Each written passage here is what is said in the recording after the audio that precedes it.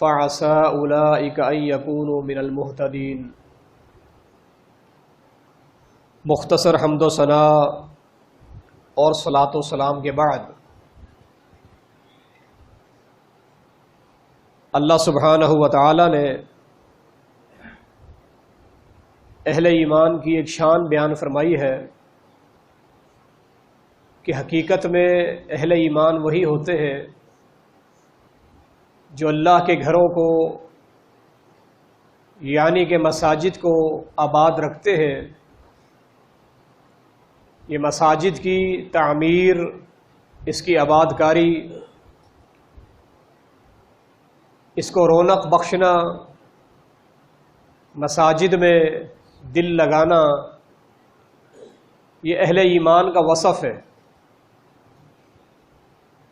اہل ایمان ہی اصل مساجد کو آباد رکھتے ہیں، نماز قائم کرتے ہیں، زکوٰۃ بھی ادا کرتے ہیں اور اللہ کے سوا کسی سے نہیں ڈرتے۔ یقیناً یہی لوگ ہدایت یافتہ ہیں۔ یہ مساجد جو اللہ تعالیٰ کے گھر ہوتے ہیں، ان میں دل لگانا، ان کو آباد رکھنا، یہ اہل ایمان کا وصف ہے۔ اور یہ روئے زمین پر سب سے مقدس اور سب سے مبارک جگہ ہوتی ہے۔ نبی علیہ الصلوۃ والسلام نے فرمایا احب البلاد الی اللہ مساجدھا، سب سے زیادہ پسندیدہ اور سب سے زیادہ محبوب اور مقدس جگہ اللہ رب العالمین کے ہاں وہ مسجدیں ہیں۔ وَأَبْغَضُ الْبِلَادِ إِلَى اللَّهِ أَسْوَاقُهَا، اور سب سے زیادہ ناپسندیدہ، مبغوض ترین یا بدترین کہہ لیجئے جگہ جو ہے اللہ کے ہاں وہ بازار ہے۔ اہل ایمان کی شان یہ ہے کہ ان کا دل مسجد میں لگتا ہے، وہ مساجد کو آباد رکھتے ہیں، تعمیر کرتے ہیں، مسجد کی خدمت کو اپنے لیے باعث شرف اور باعث سعادت سمجھتے ہیں۔ اور فرمایا کہ جو بازار ہیں وہ بدترین مقامات ہیں، وہاں پر ایک ضرورت کے تحت انسان جا سکتا ہے، اشیاء خورد و نوش ہے، ان کا لینا دینا ہے یا دیگر ضروریات ہیں، لیکن محض ایک ضرورت کی حد تک۔ وہاں مستقل ڈیرے لگانا، وہاں پر مستقل محفلیں جمانا، وہاں پر بیٹھک لگانا اور راستوں میں کھڑے ہونا قطعی طور پر یہ اہل ایمان کا شیوا نہیں ہے۔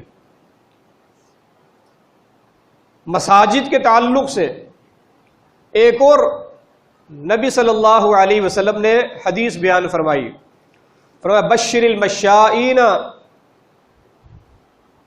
المشائین الی المساجد بالنور التام یوم القیامہ۔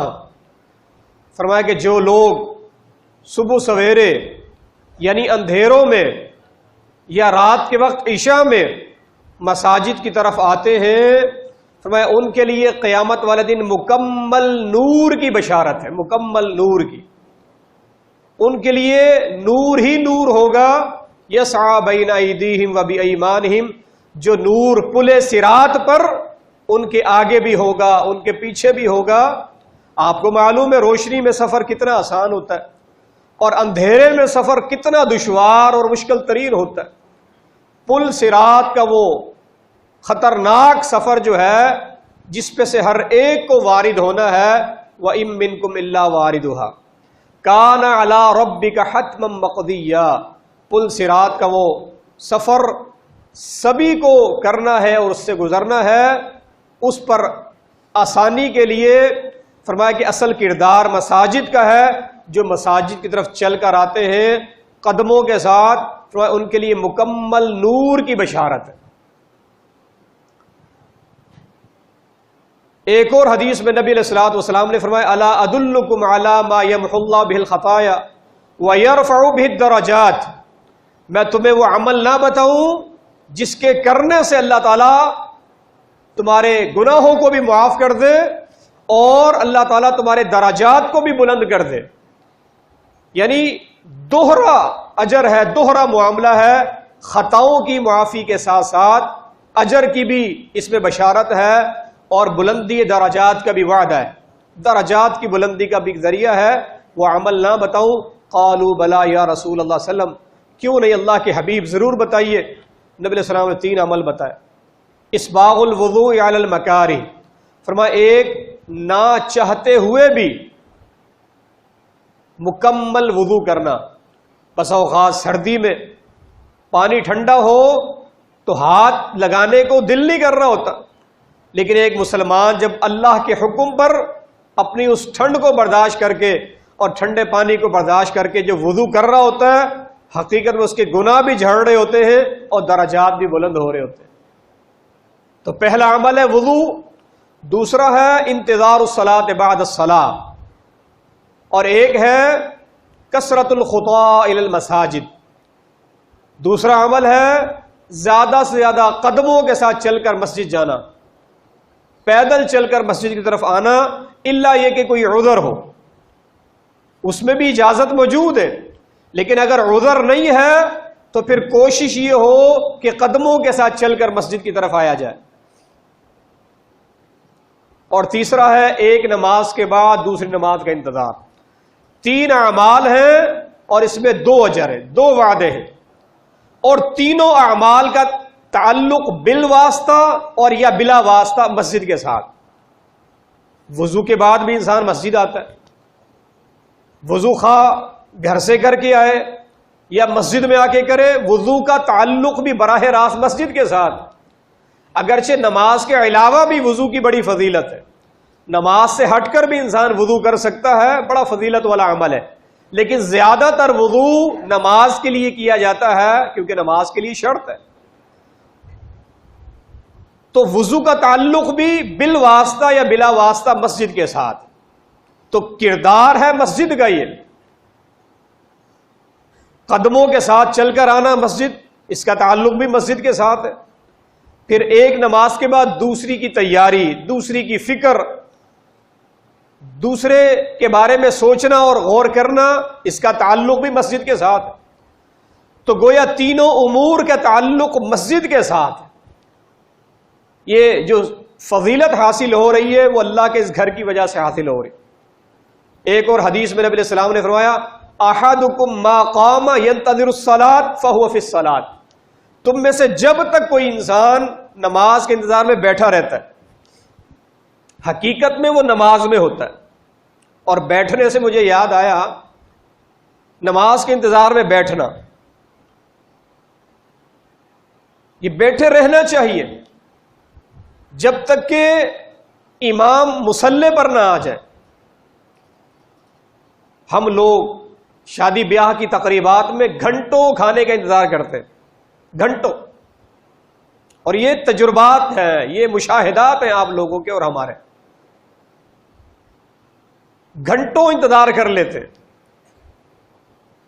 اگر مقررہ وقت سے 2 منٹ 3 منٹ امام صاحب لیٹ ہو جائیں، وقت ہونے پر ہم فوراً کھڑے ہو جاتے ہیں۔ ابھی کل ہی کی مثال ہے، شیخ محترم آ رہے، ہم یہ سارے لوگ کھڑے ہوئے، کیوں کھڑے ہو بھائی؟ آپ کو کس نے اجازت دی کھڑے ہونے کی؟ نبی علیہ الصلوۃ والسلام نے فرمایا لا تقوموا حتی ترونی، جب تک کہ مجھے مصلی پہ کھڑا ہوا نہ دیکھ لو تمہیں کھڑے ہونے کی اجازت نہیں۔ کتنا سخت حکم ہے۔ پھر گردنیں پیچھے گھمانا، پھر چیم گوئیاں شروع ہو جاتی ہیں، یہ سخت ناپسندیدہ عادت، اس کی اصلاح کیجیے۔ یہ مساجد، یہ تربیت کے مراکز ہیں، یہاں ہم نے اپنی اصلاح کرنی ہے۔ لا تقوموا حتی ترونی، جب تک امام کو مصلی پہ کھڑے ہوئے نہ دیکھو تم نہیں اٹھنا۔ جب دیکھو کہ وہ آ گئے ہیں اب اپنی جگہ سے اٹھ جاؤ، اصلاح کرنی ہے۔ اللہ تعالیٰ عمل کی توفیق دے۔ تو میں عرض یہ کر رہا تھا حدیث کے مطابق کہ تم میں سے جب کوئی شخص نماز کے انتظار میں بیٹھا ہوا ہو تو حقیقت میں وہ نماز ہی میں شمار ہوتا ہے، وہ گویا نماز ہی میں مصروف ہے، حالانکہ وہ نماز نہیں پڑھ رہا، ابھی وہ انتظار میں ہے جماعت کے، لیکن اس کا یہ بیٹھنا اتنا مبارک ہے، اتنا مقدس ہے، فرمایا یہ بھی حقیقت میں وہ نماز ہی میں مصروف ہے۔ تدعو لہ الملائکہ، جب تک وہ بیٹھا رہتا ہے نماز کے انتظار میں، فرشتے اس کے لیے دعائیں کر رہے ہوتے ہیں، فرشتے اس کے حق میں دعائیں کر رہے ہوتے ہیں، اللہم اغفر لہ اللہم ارحمہ۔ کیا دعا کرتے ہیں فرشتے؟ اللہ اپنے اس بندے پہ رحم فرما، اللہ اسے معاف فرما دے۔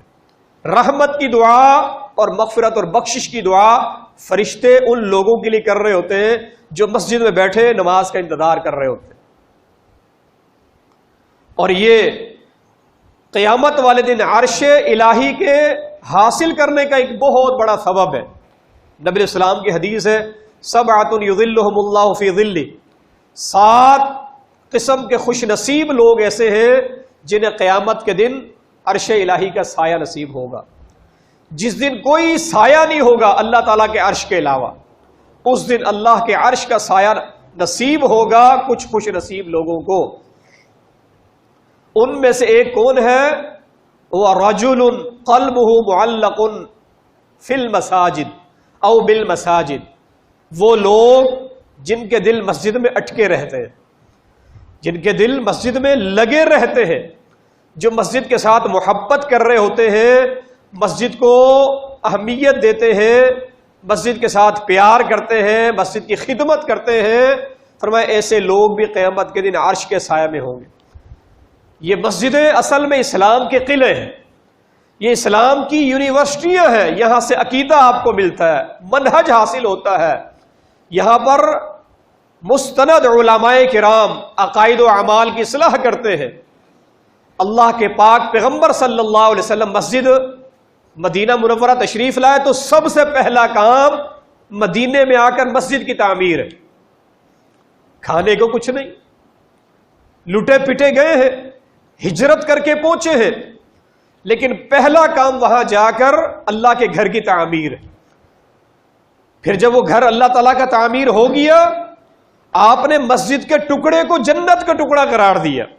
ما بین بیتی و ممبری روضۃ من ریاض الجنہ، فرمایا کہ میرے گھر اور میرے ممبر کے درمیان جو ٹکڑا ہے بظاہر وہ مسجد کا حصہ ہے، لیکن فرمایا نہیں، وہ جنت کا ٹکڑا ہے۔ قیامت کے دن اس ٹکڑے کو جنت میں شامل کر دیا جائے گا، جنت کا یہ حصہ بن جائے گا۔ یہ شان، یہ مقام، یہ عظمت اللہ کے گھر کو حاصل ہے۔ اس میں شور و شغف کرنا، اس میں آوازیں اونچی کرنا، یہ اس کے ادب کے منافی ہے، اس میں ادب کے منافی ہے۔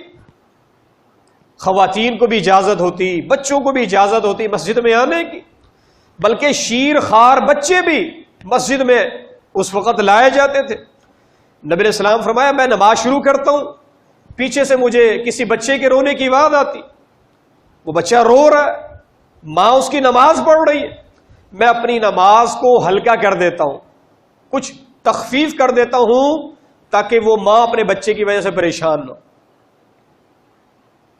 یہی بچے کل کے نمازی بنیں گے، ابھی سے ان کو روکیں گے، ٹوکیں گے، بھگائیں گے تو کس طرح یہ مسجد کا رخ کریں گے؟ تو چھوٹے بچوں کو مسجد میں لانا، حالانکہ وہ شیر خوار ہے، البتہ سمجھانا ضرور چاہیے، لیکن وہ بھی ایک ادب اور احترام کے ساتھ، ایک پیار اور محبت اور شفقت کے ساتھ۔